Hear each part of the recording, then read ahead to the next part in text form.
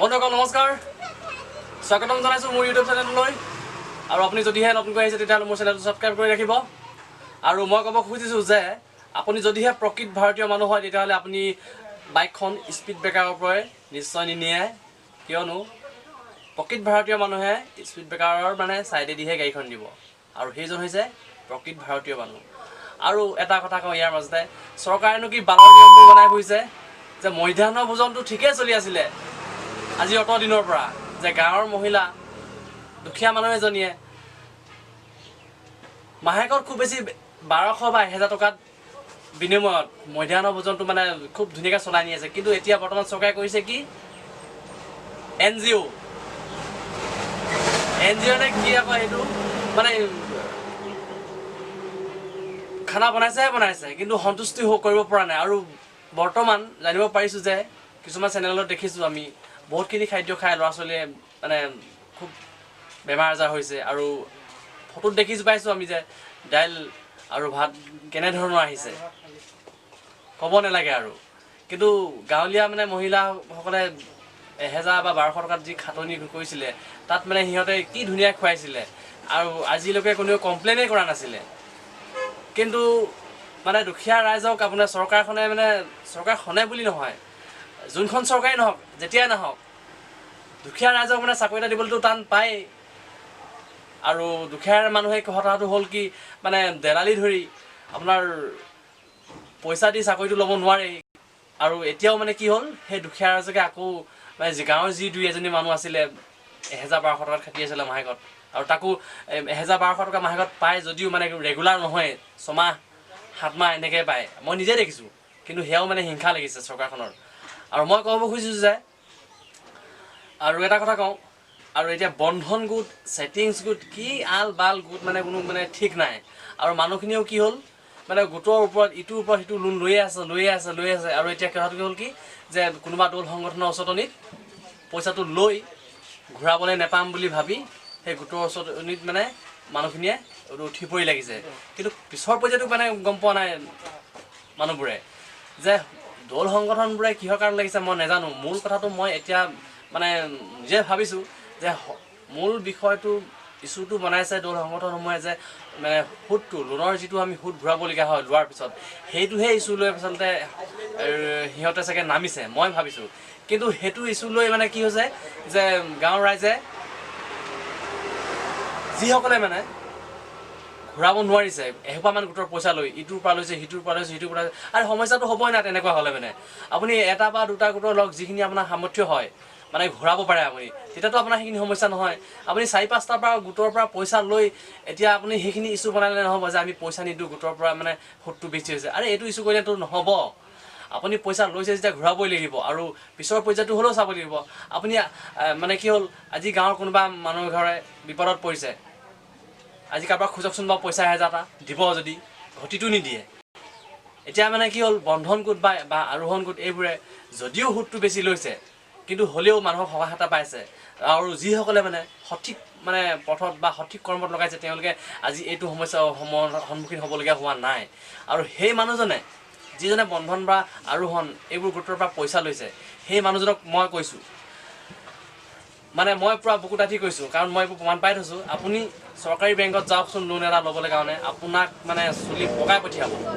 মই এটা লোন লৈছিলোঁ আপোনাৰ 2007 নে 2008 চনত, লোন এটা ল'ব খুজিছিলোঁ।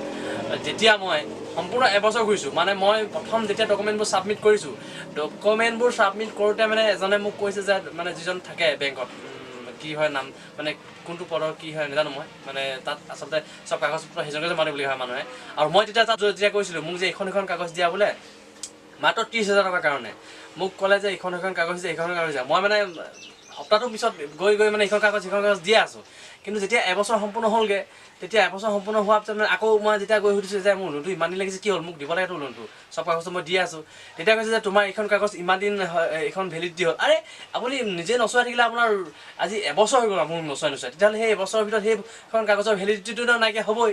তেতিয়াহ'লে আপুনি সেইখিনি মোক কিয় ক'ব লাগে। আৰু মই তেতিয়া কি হ'ল, যে সেই লোনটো বাদেই দিলোঁ। আৰু এতিয়া আপুনি মোৰ যিটো পালোঁ ভুক্তভোগী, আপুনি নিজে যাওকচোন বাৰু, আপুনি পাৰে যদি লোন এটা ল'বলৈ, চাকৰিয়াল যদি নহয় আপুনি, আৰু মই কওঁ যে আপোনালোকে যিমান পাৰে সমৰ্থ অনুযায়ী লোনৰ মানে লোন লওক আৰু নিজেও যাতে মানে কাৰো আচলতে নিজৰ যাতে কষ্ট নহয় আৰু নিজে যাতে বিপদত পৰিবলগীয়া নহয় আপুনি সিমানখিনিহে আপুনি পইচা মানে লোন লওক আৰু আপুনি সেইখিনি কিস্তি লওক। আৰু মই আজি কৈছোঁ যে 5 বছৰমান হৈ গ'ল মানে ধুনীয়া চলাই আছোঁ আৰু মই পইচা মানে লাখবিলাক জীৱনত মই খৰচ কৰা নাই। মই যেনে যিটো মানে য'ত পৰা মোৰ ইনকাম হ'ব আৰু মই তাতহে ইনভেষ্ট কৰিছোঁ আৰু মোৰ ইনকাম বেছি নাই, মোৰ সামান্য ইনকাম। মই মাহেকত 2000 টকা ঘূৰাব পাৰোঁ আৰু মই সেই অনুপাতে মোৰ লোন লৈ থৈছোঁ। আৰু মই যোৱা বছৰ আৰু আগতেও মানে লৈছোঁ, কিন্তু যোৱা বছৰৰ কথাটো কৈছোঁ। যোৱা বছৰ মই 1 লাখ টকা লোন লৈছোঁ, 2 বছৰ কৰিছোঁ আৰু সেই 1 লাখ টকাত মই বৰ্তমান 1200 টকাকৈ ঘূৰাই আছোঁ। আৰু মই পাৰিছোঁ কাৰণে মই লৈছোঁ ইমানখিনি, কিন্তু মোৰ এটাই গোটৰ পৰা মই লোন লৈছোঁ আৰু সেইটো হৈছে বন্ধন গোট। আৰু বন্ধন গোটত মানে পইচা আপুনি মই লওঁতে মানে কাগজ জমা দিবলগীয়া মানে হোৱা নাই, জাষ্ট ভোটাৰ কাৰ্ড দিছোঁ, চহী কৰিছোঁ। আপুনি সেইকেইটা কাম কৰি আপুনি বেংকৰ পৰা লোন লৈ দেখাওকচোন বাৰু পাৰে যদি।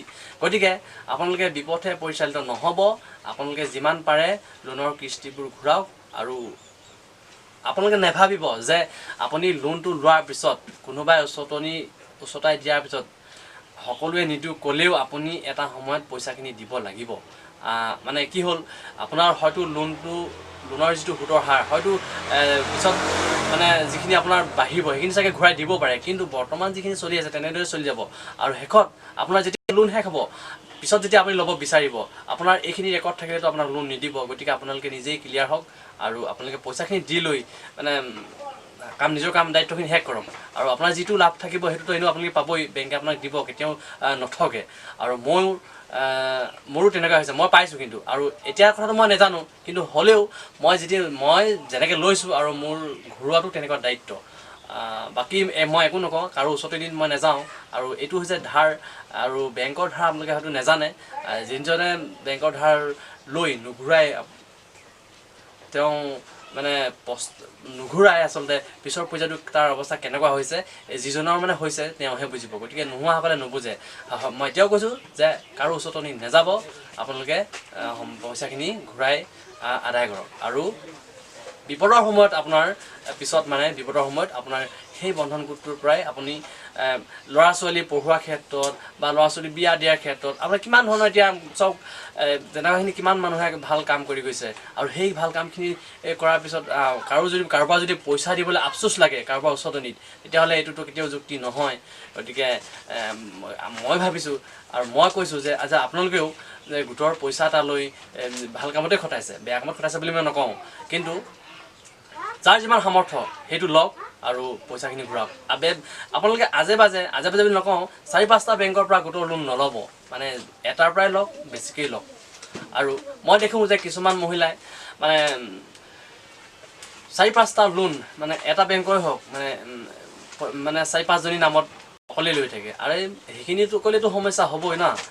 বাৰু বেছি নকওঁ, মই বেছি মানে কৈ থকা লেকচাৰ দি থকা নিচিনা হ'ব, মানুহে মোক বেয়া বুলি ক'ব। গতিকে মই সেইখিনি ক'বলৈ যোৱা নাই। আচলতে মই মানে যিটো বুজি পাইছোঁ সেইটোৱে কৈছোঁ। বন্ধুসকল, আৰু এটা কথা কওঁ, বৰ্তমান ভোটাৰ কাৰ্ডবোৰ ভেৰিফিকেশ্যন চলি আছে আৰু ময়ো কৰি আছোঁ ভেৰিফিকেশ্যন। তাৰ বাবদ সামান্য এটা মানে পইচা লৈছোঁ। আৰু আজিৰ দিনত কোনেও আপোনাক ফ্ৰীতে কাম এটা কৰি নিদিয়ে, প্ৰত্যেকেই কিবা এটা মূল্যতহে আচলতে কাম এটা কৰিব। আৰু আজিকালিতো কাৰো আজৰি নাই। আৰু মই আপোনালোকক জনাইছোঁ যে বৰ্তমান ভোটাৰ কাৰ্ডৰ ভেৰিফিকেশ্যনবোৰ চলি আছে আৰু অহা 18 নৱেম্বৰ তাৰিখে ভোটাৰ কাৰ্ডৰ যি ভেৰিফিকেশ্যন সেইটো প্ৰক্ৰিয়া মানে অন্তিম তাৰিখটো বৰ্তমান আহি পৰিছে। আৰু বন্ধুসকল, যদিহে আপোনালোকৰ ঘৰৰ কাৰোবাৰ ভোটাৰ কাৰ্ডবোৰ ভেৰিফাই কৰা নাই আৰু মানে কাৰেকশ্যন কৰা নাই, তেতিয়াহ'লে কাৰেকশ্যনবোৰ কৰি ল'ব। মোবাইলত কৰিব পাৰিব আৰু কম্পিউটাৰতো কৰিব পাৰিব। আৰু যদিহে আপোনালোকৰ ঘৰৰ কাৰোবাৰ 17 বছৰ হৈছে, 17 বছৰৰ পৰা ওপৰত আছে, তেতিয়াহ'লে কাৰোবাৰ যদি ভোটাৰ কাৰ্ড নাই, তেতিয়াহ'লে ভোটাৰ কাৰ্ড আপোনালোকে নতুনকৈ এপ্লাইও কৰিব পাৰিব। আৰু এপ্লাই কৰাৰ পিছত আপোনালোকৰ এখন ৰিচিপ্ট আহিব। ৰিচিপ্টখনৰ মানে ৰেফাৰেঞ্চ আইডিটো আপোনালোকে লিখি ৰাখিব, যাতে পিছত দৰকাৰ হ'লে আপোনালোকে দেখাব পাৰে। আৰু আজিলৈ এইখিনিয়ে কৈ মই বন্ধুসকল ভিডিঅ'টো মোৰ ইমানতে সামৰি মাৰিছোঁ। Bye bye.